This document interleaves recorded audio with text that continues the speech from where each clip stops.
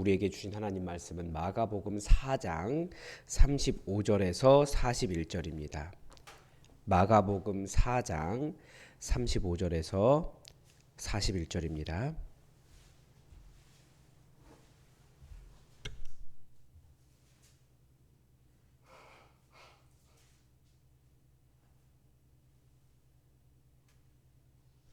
우리 마가복음 4장 35절에서 41절까지의 말씀을 다 함께 받들어 읽겠습니다.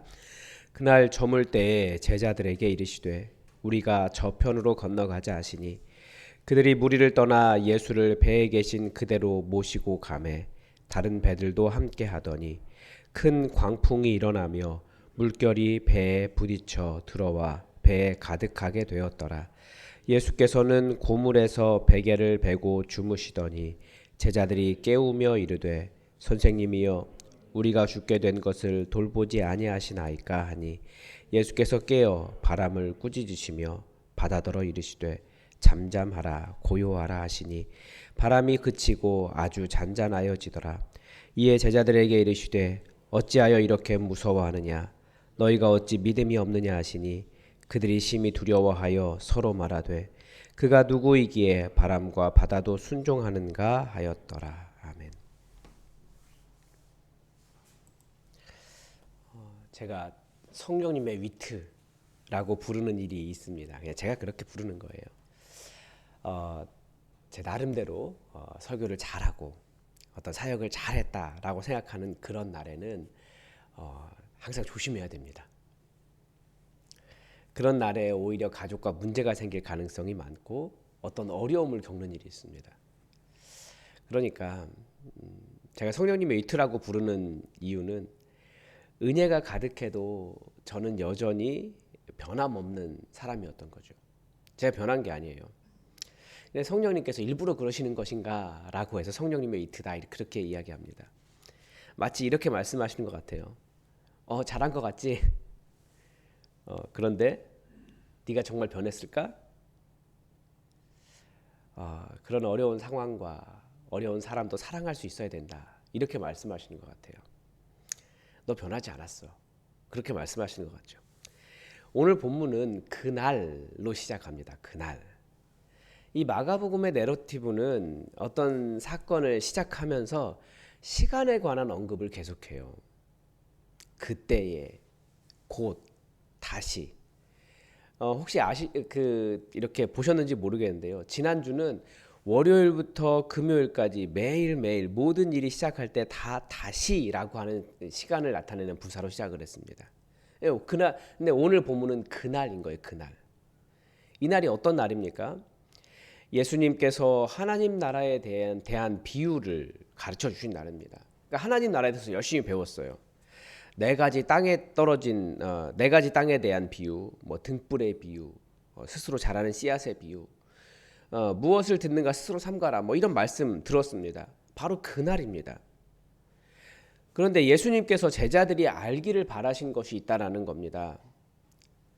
나는 그 내용을 들었다고, 예수님께 배웠다고, 천국을 알게 된 것 같았는데 변화가 일어난 것은 아니다라고 이날 말씀하신 거예요. 알기를 바라셨다는 거죠. 물론 알고 있으면 변화될 가능성이 많습니다. 그런데 진짜 변화라고 하는 것은 그런 지식이 변하는 수준을 넘어서는 어떤 완전히 달라진 일이라는 거죠. 이것은 경험을 통해서 실제 삶의 현장에서도 나타나야만 진짜 달라진 것이다라고 가르쳐 주는 것입니다. 그래서 무엇을 알아야 할까? 앞에 본문과 함께 생각해 보면 먼저 그 말씀의 은혜가 가득했던 날, 깨달음이 가득했던 날, 광풍을 만난 것을 보면 알 수 있습니다. 그러니까 말씀의 은혜가 가득해도 인생의 광풍은 계속해서 불어 닥친다라는 거죠. 우리 그런 생각 많이 하는 것 같습니다. 내가 이제 은혜 받았으니 이제 내 삶의 모든 문제는 다 해결되었다. 이제 내게 고난이라는 것은 없다. 다 이길 수 있다. 아니면 하나님께서 다 해결해 주신다. 이런 생각하는 것 같습니다. 그런데 난 여전히 그대로구나 라고 깨닫는 순간이 옵니다. 예를 들면 예배에 깊이 참여하고 하나님께 집중 못하던 사람이 말씀의 은혜를 말씀을 깨달았다고 해서 갑자기 그 사람이 변화될까요? 변화되기를 바라지만 잘 안 됩니다. 여전히 뭐라고 할까요? 예배에 늦게 되고 집중 못하고 그대로예요. 사람이 변할까? 변하려고 노력은 할 수 있지만 여전히 어떤 것을 대하는 자세 자체가 달라지는 것은 아닙니다. 하나님을 대하는 자세가. 그러니까 내게 은혜가 가득해도 내가 이제 뭔가 대단한 일을 다 할 수 있는 사람처럼 보여도 난 여전히 예수님 필요한 사람일 뿐입니다. 우리는 이 상태를 죄인이라고 부릅니다. 복음은 끊임없이 우리를 죄인이라고 고발합니다. 사실 깊은 죄인이라는 것을 알 때 은혜가 넘쳐요. 예수님께서 왜 죽으셨느냐, 나 같은 죄인 위해 죽으셨다라는 것을 계속해서 깨달을 때 우리는 은혜가 넘칩니다. 예수님께서 우리를 구원하셨어도 사실 우리의 죄된 모습은 계속 나타납니다. 단지 예수님께서 모두 사하셨기 때문에 더 이상 죄인이라고 봐주지 않으시고 의인이라고 봐주시고, 그리고 성령님께서 우리를 끊임없이 변화시켜 나가시기 때문에, 의인 되도록 변화시켜 주시기 때문에 마치 우리가 괜찮은 사람인 것처럼 보이지만 우리 안에 죄는 끊임없이 흘러나와요. 오죽했으면 깔뱅이 죄의 공장이겠냐, 죄의 공장이라고 인간을 그렇게 이야기하겠습니까? 주변 사람들과 싸우게 되고 헛된 것을 중요하다고 붙잡고 말씀으로 나를 쳐서 복종시키지 못하는 그런 죄인들이 계속해서 드러납니다. 더 사랑하기보다는 더 의로워지려고 합니다. 그러니까 무슨 말이라고 하면, 그 죄인이기에 하나님께서 주신 모든 것을 은혜로 여기기 때문에 다른 사람을, 또 다른 죄인들을 사랑하기보다는 내가 더 의로워졌으니까 다른 사람에 대해서 너는 왜 더 의롭지 못하니? 너는 왜 더 신앙적이지 않니? 라고 정죄한다라는 거예요. 그러니까 은혜를 받았지만 잘 변화되지 않은 거죠. 광풍은 내가 여전히 변화가 없는 사람이라는 것을 보여줍니다. 그리고 우리는 또 그 광풍 속에서 무엇을 알게 됩니까? 정말 나는 예수님 아니면 아무것도 아니구나를 알게 됩니다. 큰 광풍이 일어서 내가 어떻게 할 수 없을 때 우리가 할 수 있는 것은 예수님께 부르짖는 것밖에 없습니다. 큰 광풍을 맞서 보겠다는 것은 어리석은 일이에요. 그런데 그 큰 광풍 속에서 오히려 예수님을 만날 수 있다는 거죠. 제자들이 예수님을 깨우며 선생님이여 우리가 죽게 된 것을 돌보지 아니하시나이까 요청했습니다. 제자들이 어떤 의미로 예수님께 이렇게 했는지는 잘 알 수 없지만 예수님을 선생님이여 라고 부르는 것이나 이 41절의 반응을 볼 때 제자들이 아직 예수님이 누구신지 잘 이해하지 못했던 것은 맞습니다. 그런데 어쩌면 우리가 그 광풍 속에서 제발 예수님 도와주세요, 질병 중에서 주님 제발 도와주세요, 재정에 문제가 생겼을 때 주님 제발 저를 도와주세요, 인생의 광풍이 불 때 주님 제발 저를 도와주세요 라는 기도가 우리 주님이 다 해결하실 수 있다라고 하는 완전한 믿음은 아닐 수도 있지만, 그러나 그 광풍 속에서 예수님 찾게 될 때 예수님이 해결하시네 라는 것을 경험하면 예수님에 대한 인식이 달라질 수 있다라는 거죠. 사실 우리는 죽을 것만 같은 고통 아니면 하나님보다는 다른 길 찾아가는 사람들입니다. 그러니까 우상 공장인 거예요. 우리는 오직 예수님 이외에 그 어떤 것도 대안이 될 수 없다라는 일을 만나게 됩니다. 내 인생 예수님 아니면 살 수 없다라는 것을 알고 예수님을 찾아야 된다는 거죠. 그런데 이것도 예수님이면 해결된다를 아는 것이 중요한 것이 아니라 그 사실을 알면 정말 주님 해결해 주십시오, 기도해야 한다라는 겁니다. 이게 오늘 본문의 주제예요. 정말 알게 되었냐? 그러면 그분 붙잡아라. 그분이 답이다. 이거죠.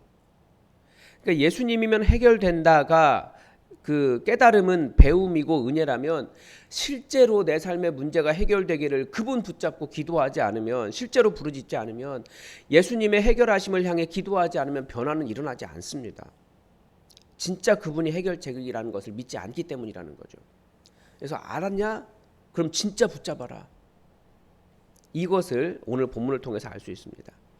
그래서 이 사건을 통해 예수님께서 바람과 바다뿐만 아니라 제자들도 꾸짖으십니다. 어찌하여 이렇게 무서워하느냐? 너희 믿음이 없느냐? 그들의 믿음 없음을 꾸짖으셨어요. 바로 그날 들었던 네 가지 비유의 핵심이 이것이었습니다. 좋은 땅에 말씀이 뿌려졌다라는 것은 뿌려졌을 때 사탄에게 그 말씀을 빼앗기지 않는 것입니다. 그래야 좋은 땅 되고 열매 맺는 겁니다. 그런데 풍랑의 구원이신 예수님을 잃어버렸습니다.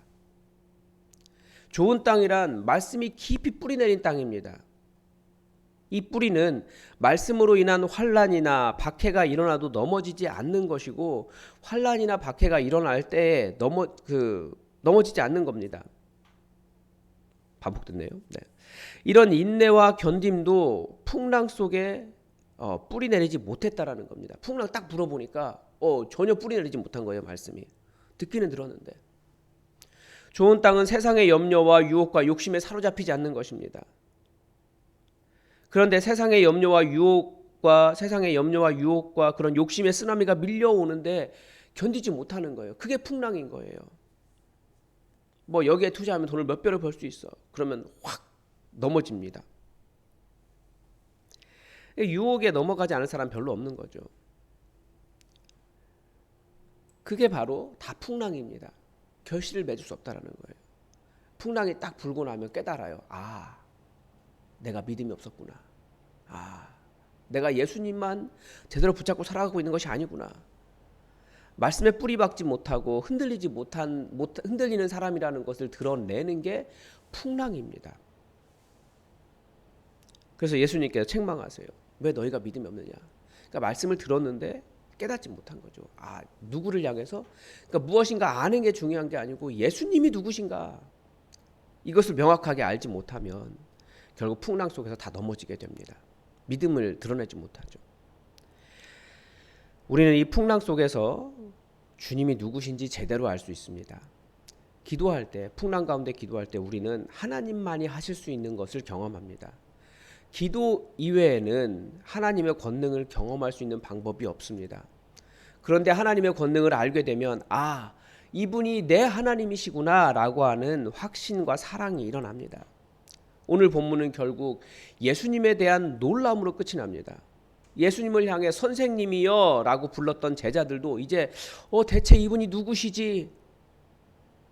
이분을 선생님이라고 부르는 것이 맞나? 라는 인식의 전환이 일어나는 거예요. 달라진 거죠. 결국 우리가 제대로 알아야 하는 것은 물론 잘 알아야 돼요. 말씀도 알아야 되고 좋은 지식도 가지고 있어야 되고 좋은 지혜도 있어야 되고 어떤 삶에 대해 살아가는 기술도 있어야 되고 그렇지만 정말 우리가 알았다라고 하는 사람은 예수님을 붙잡는 사람입니다. 그분이 하나님이시기 때문에 예수님이 우리 하나님이시구나. 그분이 우리를 만드신 분이시구나. 우리는 그분 손에서 그분이 길러주시는 양이시구나. 그의 백성이구나. 그의 자녀구나. 그분이 우리 친구시구나. 우리 주님이 진짜 누구신가를 알면 하나님 나라가 온다라는 거예요. 그래서 그분이 누구신지 알면 이 땅을 살아가는 수많은 풍랑 속에서 그분 붙잡고 다시 살아날 수 있습니다. 풍랑은 우리에게 계속 붑니다. 풍랑 안에서 정말 우리가 아는 것이 제대로 아는 것인가 우리는 점검만 받게 됩니다. 그런데 우리가 예수님이 누구신가 제대로 알기를 원하시는 일이기 때문에 여러분 환난 풍파가 닥칠 때 주님 해결해 주십시오. 이 모든 것 해결해 주십시오. 그래서 우리도 예수님에 대해서 제대로 아는 그런 인생이 되기를 바랍니다. 오늘도 하나님의 뜻이 우리에게 이루어지기를 주기도문으로 기도하겠습니다. 하늘에 계신 우리 아버지, 아버지의 이름을 거룩하게 하시며 아버지의 나라가 오게 하시며 아버지의 뜻이 하늘에서와 같이 땅에서도 이루어지게 하소서. 오늘 우리에게 일용할 양식을 주시고 우리가 우리에게 잘못한 사람을 용서하여 준 것 같이 우리 죄를 용서하여 주시고 우리를 시험에 빠지지 않게 하시고 악에서 구하소서. 나라와 권능과 영광이 영원히 아버지의 것입니다. 아멘. 여러분의 삶에 환난 풍파가 있습니까? 예수님이 모두 다 잠잠케 하실 수 있습니다. 예수님을 만나는 통로가 될 수 있도록 내 삶의 모든 환난 풍파를 잠잠하게 해주시고 정말 예수님 제대로 만나는 삶 되게 해주십시오. 우리 다 함께 간절히 기도하시기 바랍니다. 우리 교회도 마찬가지입니다. 환난 풍파가 불 수 있습니다. 예수님께서 해결해 주십시오. 우리 함께 기도합시다. 기도하겠습니다.